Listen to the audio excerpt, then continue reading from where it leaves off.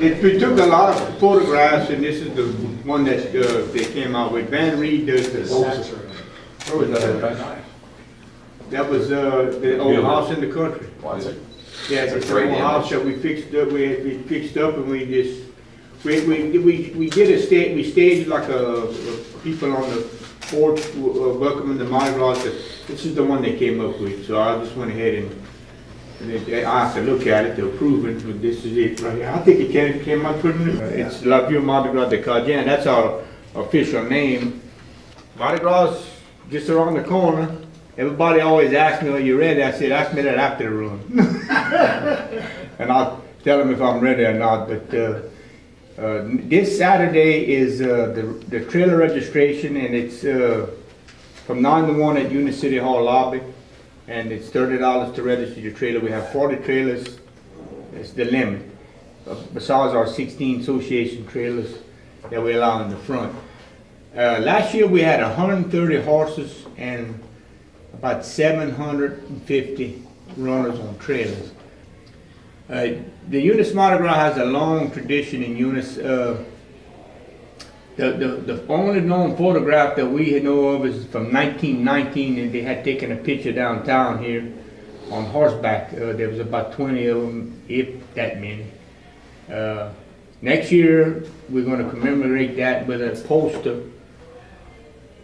We're going to try to duplicate what they did in 1919. It'd be 100 years, but actually the Eunice Mardi Gras is older than that because Miss George Emanuel gave me a newspaper clipping from the Crawley paper in the late 1800s.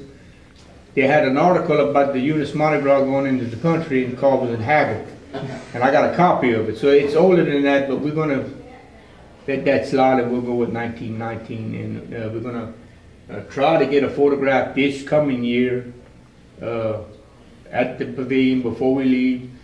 So we're horseback riders in full Mardi Gras costume, and we're going to have a commemorative poster next year for that.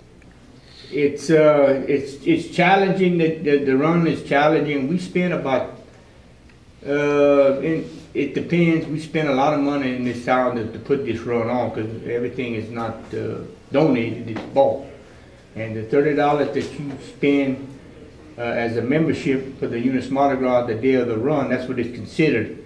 Under the law, you're a member of the Eunice Mardi Gras, and for the day, and it's $30, and you get all your liquor, your boudin, your gumbo, your cokes and water, and it pays for your security and stuff.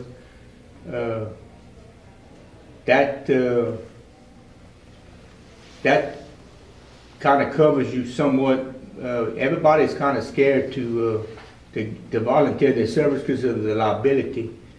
That years ago when they first started this, that never came into play, but now it comes into play. So it's kind of hard to get people to do stuff on the run.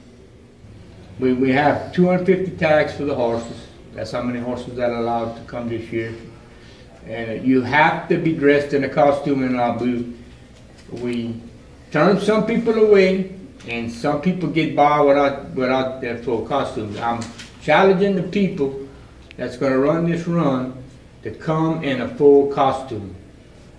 They come in costumes and they don't have a mask. Mardi Gras are not supposed to be known. That's supposed to be, you're supposed to go out in the country and raise the roof, and they don't know who you are.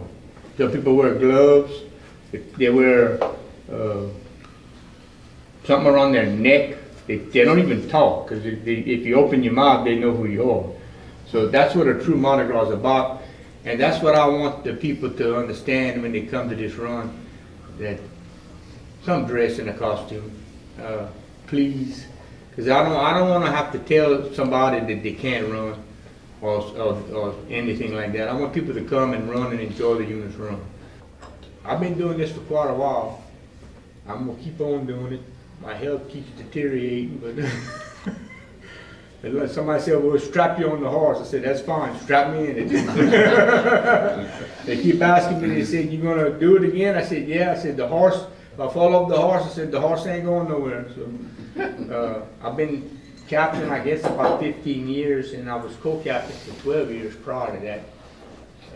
And I ran I think I was 15 years old when I first ran, and there was no age limit. You could go out there and run and drink, and it was. I think there was 100 of us that year we ran, and we all had a good time. Eunice has a good history of the Mardi Gras. I think the only time they stopped is when World War II. Him and Smith and him had said that they had to go. Everybody was at war, so. And when they got back, they started it back up again. So, and I think it's good for the economy of Eunice, the tourism, and just the money we spend in town. And, you know, it's once a year, but we spend quite a few dollars for that run, and it's all local.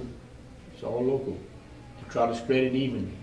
And what y'all furnish $30 a head, y'all not making much money on it. No, I want to put the word out right now. It might go up next year. Not mine, it more likely will. Yeah, wow. But you know, it just depends. Years ago, we wouldn't monitor our beer, and we would just hand the beer out, and that was the killer. Just handing that beer out, you got to get a control on it. So now you get tickets. So registration starts at 6 o'clock in the morning, and we leave at 8:30. About halfway down the point, I'll make a judgment call. I'll count how many 21-year-olds we have, and you get 12 tickets. I'll make a call right then and there. This is how much beer I want. Don't put another case on the truck. We had people were stealing it out the back of the trucks. If you got a truckload of beer and somebody's not watching it, it takes off. And you can argue till you're blue in the face with them beer people, they want their money. So I had to actually hire people one year to sit behind the trucks to make sure that beer wouldn't walk away. The beer police. The beer police, yeah.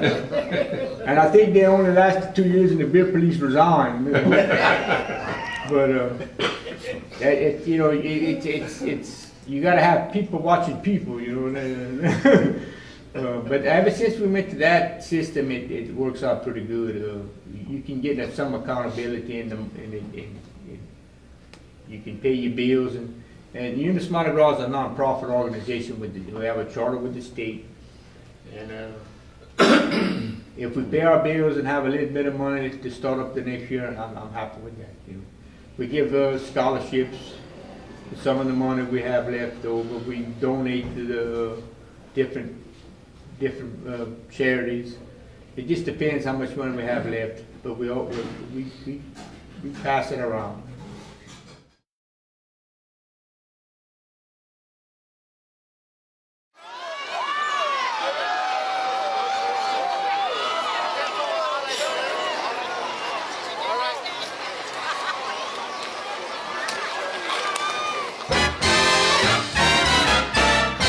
Listen to radio.